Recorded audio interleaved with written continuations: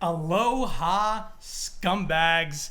Welcome to a very special vote of no confidence. This is kind of like a rock the vote of no confidence because it's not like normal. Sitting next to me is not one of the usual schlubs. We got somebody much better. Oh, well, thank you, sir. I don't know if I'm much better, but I am different. My name's Josh from the Den of Nerds. Excited to be here. Talk some Star Wars. I know, it's been fun. Have you been having fun at celebrations? I've been having a blast. I do have some gripes with organization, which I know is shared with members of your crew and stuff like that. And I think I'm going to do a video with James, actually, on my channel where we talk about that. But overall, incredible experience. The 40th was top like 3 of my life experiences. Hearing John Williams actually conduct music, Star Wars music, live, incredible. So yeah, no, I'm having a good time, man. Awesome. And I've been hearing that across the board. That's the only one that we really missed out on was the 40th. But I've been hearing nonstop praise for that curtain opening up and seeing John Williams. I cried. I cried. Man. I literally had. There's probably footage of me somewhere going like this, like, is this happening? And then like some sniffles and it was awesome. Though, it's worth it though. For John Williams, we can cry our hearts content. Nobody's gonna. If you judge us, you're mean. So if you've never seen Vote of No Confidence before, here's how it works. We've been given a topic with 2 sides, an argument, and James flipped a coin. He made a decision, and he said, okay, Josh, you're going to argue this side. Andrew, you're going to argue this side. It might not even be what we really believe, but the coin hath spoken, and hell hath no fury like a spoken coin scorned.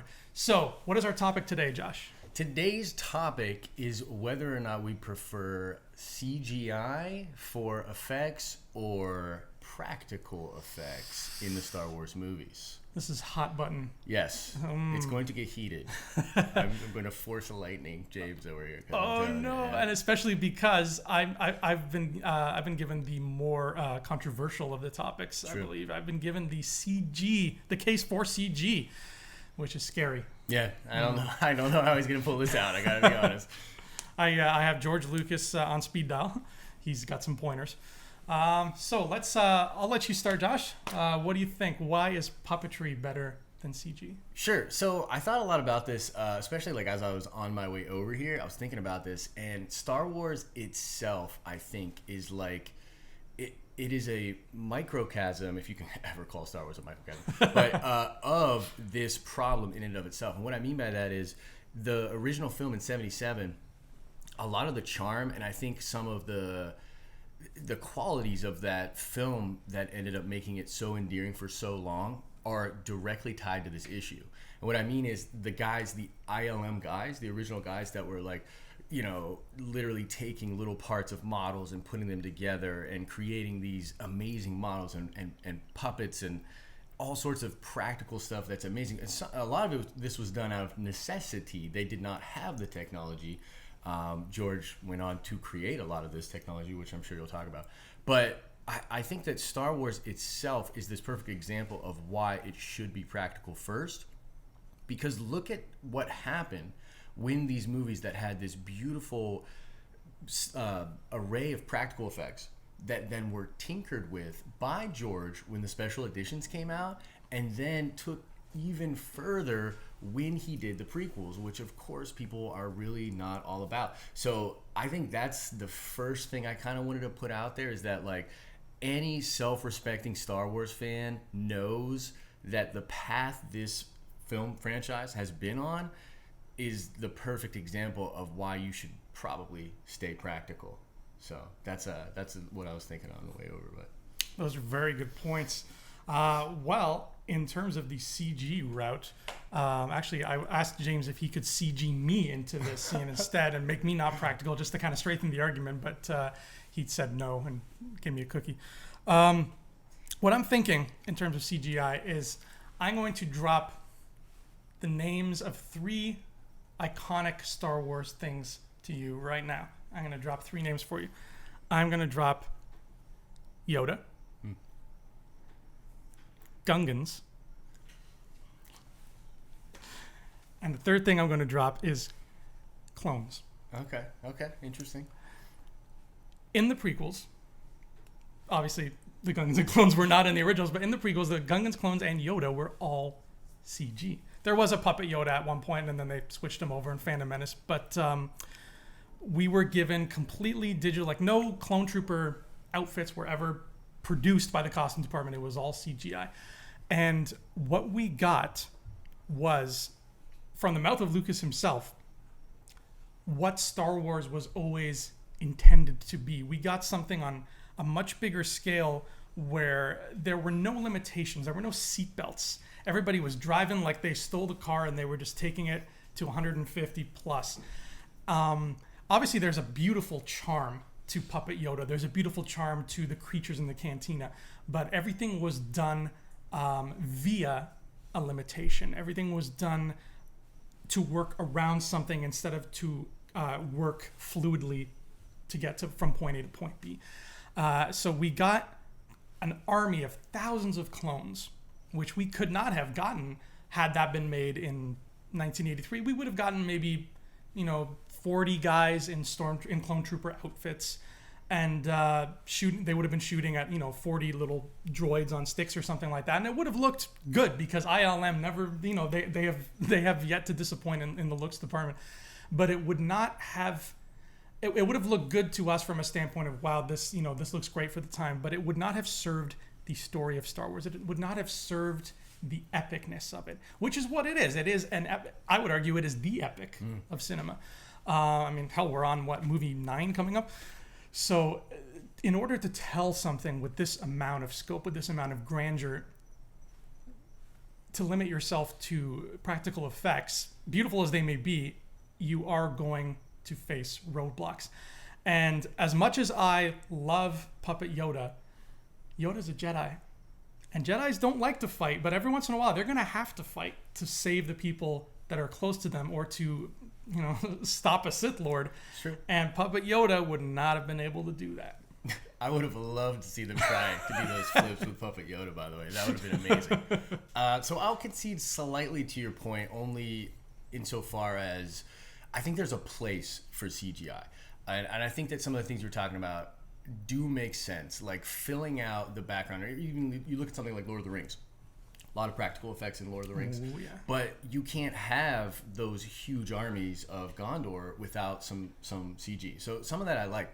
But I would argue that those examples are actually better when they're photographed copies. And a lot of great graphic artists will take practical, like a chunk, let's say, of this many practical soldiers and replicate it digitally. So it's weird because the CGI isn't actually the thing that is creating it. It's more aiding that practical effect to be spread throughout. And this is vote of no confidence, right? So we're asking the audience at the end of the day. And here's what's weird. This is kind of paradoxical. I'm actually a prequel sympathizer.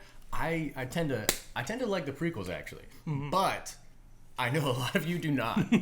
So when you make the point that, these things from the prequels are an example why we should have CGI effects, I don't know if that's going to play well with the Senate. I don't know. That is true. Kind of my thing. Do you think that maybe the reason so many people dislike the prequels is because so many people are fans of sand and they don't like the way sand was portrayed in those movies? It's very possible. On a side note, did you see, not to get too far off track, but did you see the thing where they had Hayden Christensen on the Star Wars show? And they asked him that, and she's like, "You're welcome, Reddit." I thought that was awesome. Yeah, we were standing at that stage, and I was like, "Oh my god, I hope this is real." That was pretty cool. One thing I do want to mention, though, just with why do people not like the prequels? Why do people like the original so much? So I went to film school, and there's this phrase when it comes to film. It's a French phrase. It's mise en scène. Mise en scène roughly translates to like the mood of the scene. And I talk about this on my channel all the time. I'm a huge mise en scène guy. I do not like CGI effects, but when it comes to something like Rebels or Clone Wars, I love it. But that is because it is consistent to its own world. It creates the mood of the scene. One of the problems with CGI in Star Wars is that you're talking about old lenses, old cameras, old way of lighting things. The light looks so brilliant coming off some of these practical effects that when you just stick CGI in there, and like, make no mistake about it, when George was tinkering with the special editions, when George was doing especially the first of the prequels, which actually has a lot of practical effects because the technology was not quite there. So like some of the bases you see are actually practical. That's right. Yeah. It's very interesting. That's actually a great example of that blending. Yeah, right? he used a really healthy mixture more than people realize. Definitely more than people realize. Check the special features out on that DVD or Blu-ray. It's amazing.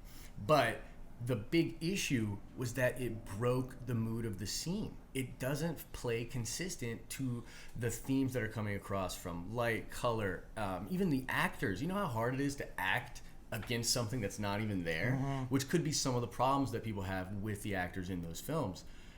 So I just had to say that, I'm a mise-en-scène guy, so I guess if you're gonna do it, go the full way. Oh, and also, this just popped in my head, Rathtars. I mean, let's be real, Rathtars, right? I liked Rathtars as a concept, but in that movie, man, when those things roll up, I'm like, what is this? This is like a CGI just, I don't want to say some inappropriate things on their channel, but if I was on my channel, I'd start dropping a bunch of not good words because the Rathtars look like garbage. You know what I mean? They're just rolling garbage, rolling around. And Maz too, man. Like there was something about Maz. It just didn't connect with me. It felt out of place. Does anyone else feel that way? Do you feel that way? I actually enjoyed Maz. I agree with the Rathtars. I mean, I could have done with a different model. Maybe it's just in Harrison Ford's contract where he has to be chased by a rolling ball in every movie. Definitely an homage to. Yeah. But no, Maz. I fell in love with Maz. She was like the grandmother that like would make me something and then tell me what I was doing wrong. Took you out of it a little bit.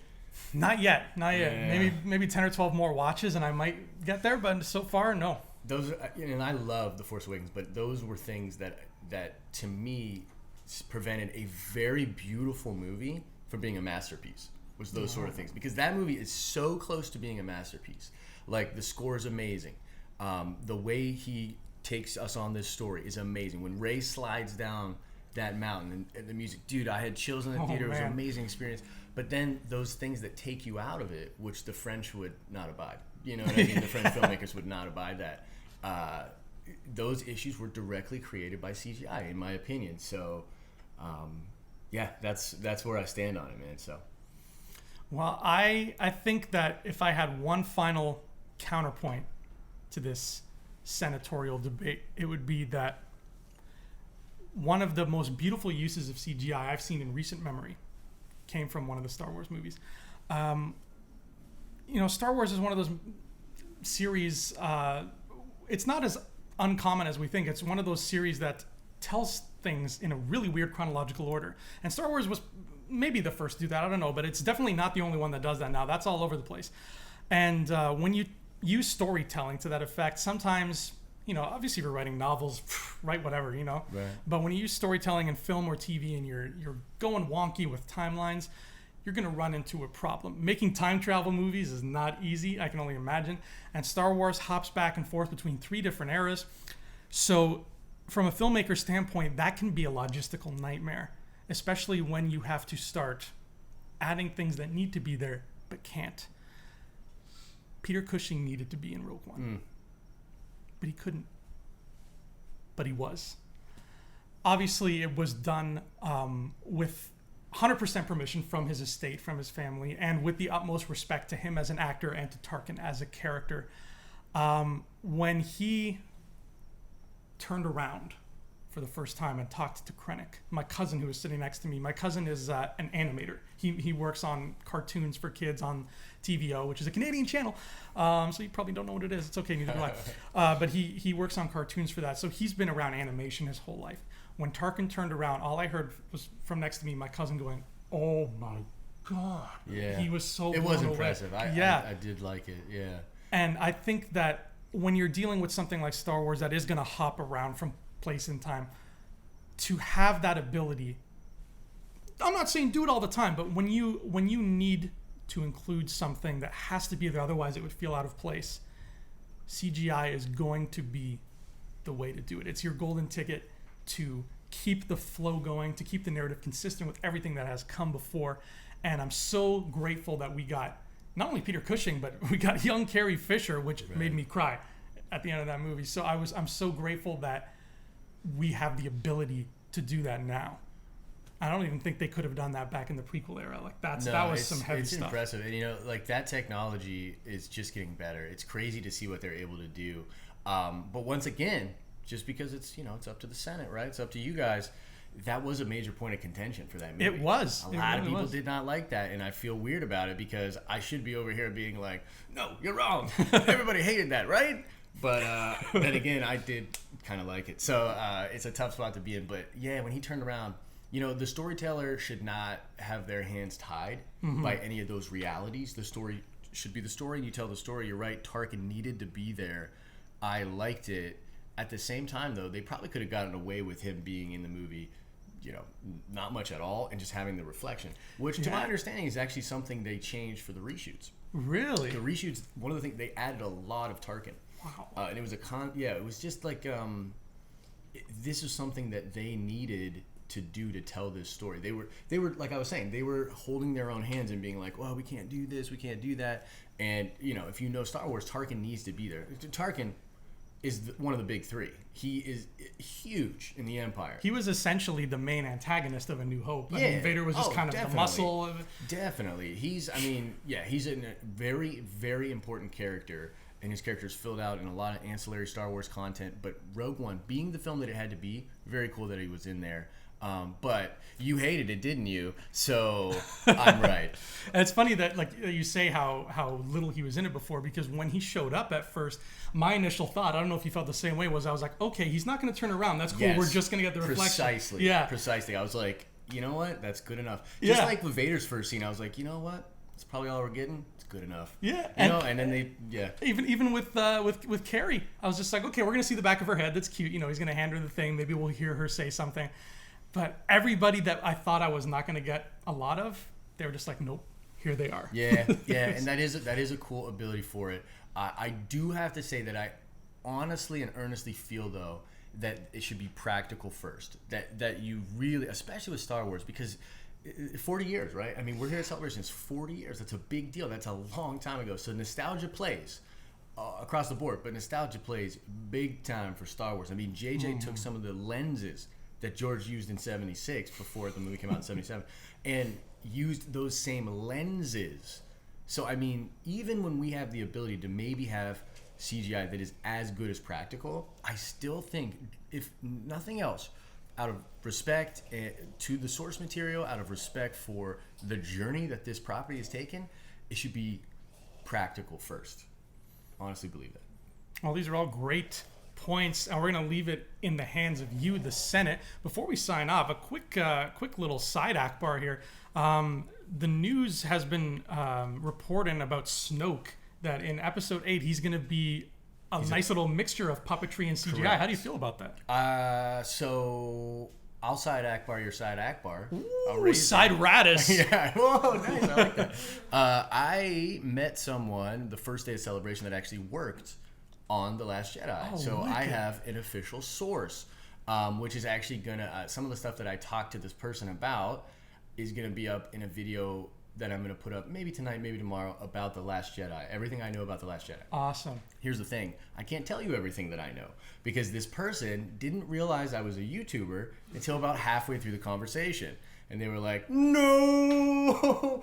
And in order to keep this person working, I cannot say certain things because, real briefly, I'll go into this. Lucasfilm can pinpoint the type of information that you're getting and figure out what department it comes from. They're very good at what they do. Damn. Yeah. So I can't say everything, but yeah, he's going to be a puppet. There's going to be some CGI, something like 11 people working on that puppet. He wears a gold robe. Yes, I'm so happy he's not wearing black. I was like, please. He's got a ring. Oh my god. Apparently made of a huge black kyber crystal, which is nuts. I mean, like, so yeah, that's all I'll say. But yes, very excited about Snoke. I think it's perfect. I think that certain scenes you will need him to be a puppet, and the lighting that you'll catch off of those great practical effects will look great on the lenses. It'll be awesome. If he starts Yoda flipping around, go CGI. You know what I mean? Like, let's do it that way. So yeah, I'm excited. I'm on board with that. Oh, that sounds wicked. Hasbro, please get to work on that 6-inch Black Series Snoke because now I want it.